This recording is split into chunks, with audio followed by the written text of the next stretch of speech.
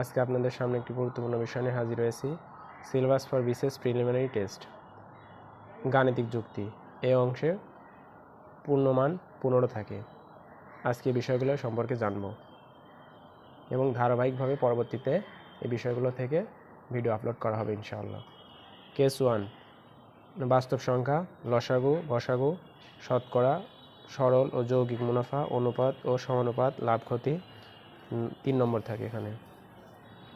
Case 2, বীজগাণিতিক সূত্রাবলী, বহুপদী উৎপাদক, সরল ও দ্বিপদী সমীকরণ, সরল ও দ্বিপদী অসমতা, সরল সহসমীকরণ, এখানে 3 নম্বর থাকে। এরপর কেস 3তে সূচক ও লগারিদম, সমান্তর ও গুণোত্তর অনুক্রম ও ধারা, এখানে 3 নম্বর থাকে।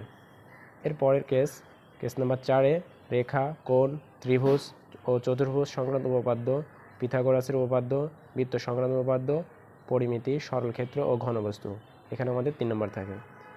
এরপরে কেস নাম্বার 5, সেট, বিন্যাস ও সমাবেশ, পরিসংখ্যান ও সমতা, এই অংশ আমাদের 3 নম্বর থাকে।